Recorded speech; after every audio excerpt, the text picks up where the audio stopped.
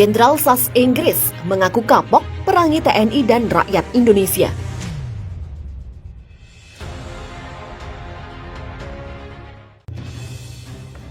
Sejarah Indonesia mencatat bagaimana dahsyatnya pertempuran Surabaya yang puncaknya terjadi pada 10 November 1945.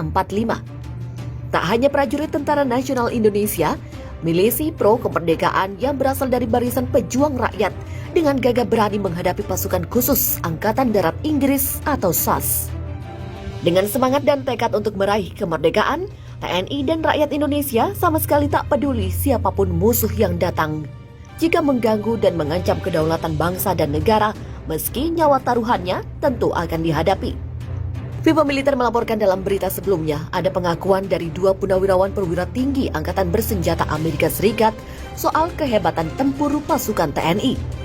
Keduanya adalah ex-Panglima Angkatan Bersenjata Amerika Serikat, Jenderal Purnawirawan Peter Pace, dan mantan Komandan Operasi Badai Gurun, Jenderal Purnawirawan Tommy Franks. Ternyata, tak cuma Pace dan Franks yang mengakui kehebatan pasukan TNI.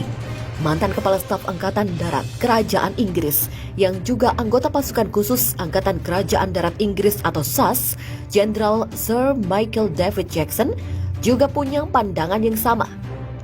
Sebagai mantan orang nomor 1 di Angkatan Darat Kerajaan Inggris, Jackson tahu persis bagaimana kehebatan strategi perang gerilya militer dan rakyat Indonesia. Jackson juga tahu bagaimana keberanian pasukan TNI dan rakyat Indonesia mampu mengalahkan pasukan Inggris dalam pertempuran Surabaya 75 tahun silam. Dalam pandangan Jackson, perang gerilya adalah doktrin yang menjadi keunggulan pasukan TNI dan rakyat Indonesia. Pria 76 tahun itu juga mengetahui bahwa sejumlah negara di Asia dan Afrika sangat terinspirasi dan juga memakai taktik perang gerilya. Doktrin militer Indonesia sudah dipakai di beberapa negara Asia bahkan Afrika, karena Indonesia memang diminta melatih beberapa negara Asia dan Afrika. Apa yang terjadi di pertempuran Surabaya disebut Jackson membuat Inggris mendapat pelajaran yang sangat berharga. Sebab meski pihaknya unggul dalam hal teknologi persenjataan, dukungan rakyat terhadap pasukan TNI dalam perjuangan justru mampu mengalahkan kecanggihan Inggris. Oleh sebab itu, hingga saat ini Inggris menurutnya tidak lagi menganggap remeh kemampuan tempur TNI dan rakyat Indonesia. Sebab seperti yang sudah pernah terjadi, rakyat Indonesia akan senantiasa berada di barisan terdepan bersama TNI jika kedaulatannya terancam. Meski Indonesia kekurangan senjata, tidak mungkin mudah menaklukkan Indonesia.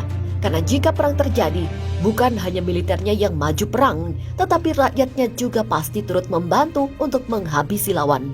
Demikian kata Jackson. SAS sudah pernah merasakan saat berhadapan dengan aliansi tentara Indonesia dan rakyat Indonesia. Jadi jangan pernah anggap ringan dengan Indonesia. Sementara itu, bukti militer Amerika tak punya nyali hadapi perang lawan TNI. Sebagai ujung tombak pertahanan dan keamanan Negara Kesatuan Republik Indonesia (NKRI), Tentara Nasional Indonesia memiliki peran yang sangat vital. Dengan seluruh kemampuan yang dipunyai, tak ayal seluruh satuan di 3 matra TNI sangat ditakuti dunia. Dalam berita sebelumnya, mantan Panglima Angkatan Bersenjata Amerika Serikat US Armed Force, Jenderal Purnawirawan Peter Pace, menyatakan bahwa Korps Marinir TNI Angkatan Laut adalah salah satu yang terbaik di dunia. Tak hanya itu, Pace juga menyebut bahwa Korps Marinir TNI Angkatan Laut berada di posisi 3 besar yang terkuat di dunia. Oleh sebab itu, penempatan pasukan Korps Marinir Amerika Serikat di wilayah Asia Tenggara sama sekali tidak diarahkan pada tujuan menyerang sebuah negara, apalagi Indonesia.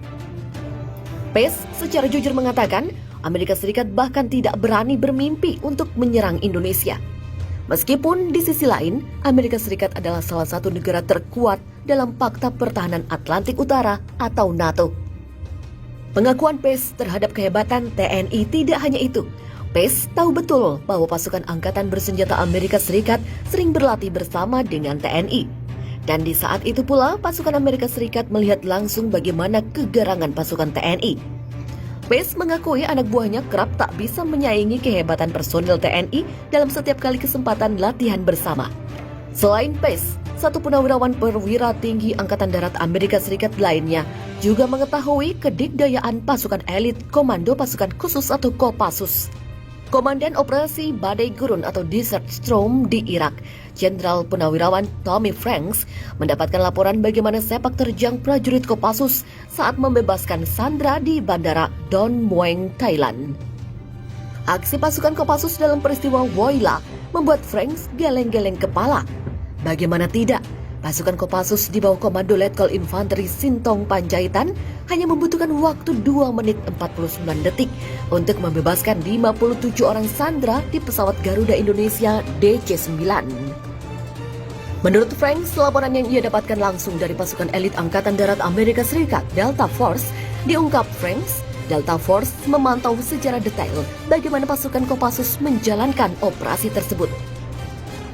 Franks juga berani memastikan tidak ada militer di belahan negara manapun yang mampu menyamai kemampuan taktik tempur yang dimiliki TNI dan rakyat Indonesia.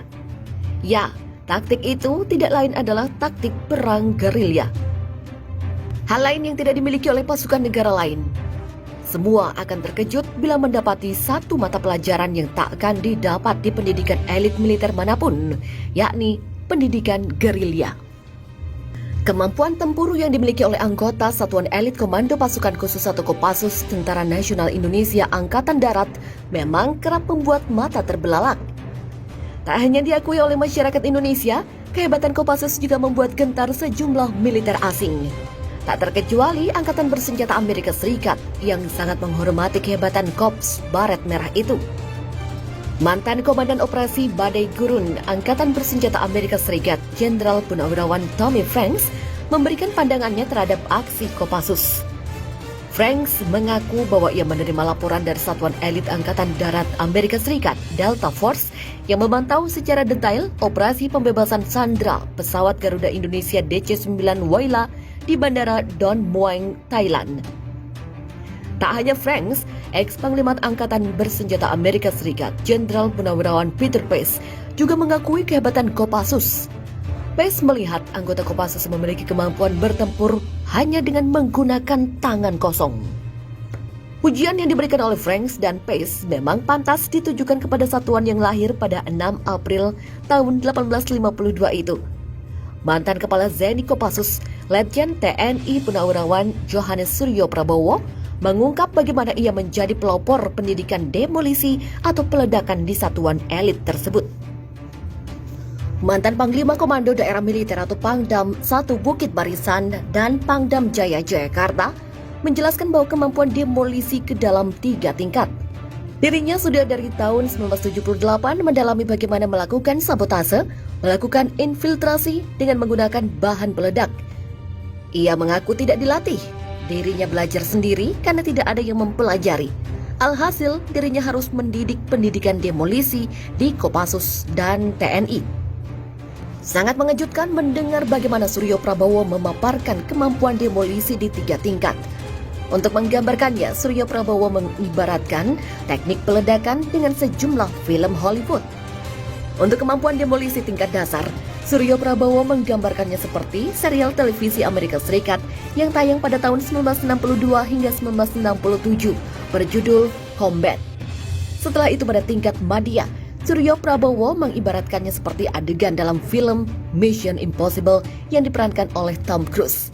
Sementara itu untuk tingkat utama atau yang paling mahir, pria 66 tahun ini mengibaratkannya dengan serial era 90-an MacGyver yang diperankan oleh aktor Richard Dean Anderson.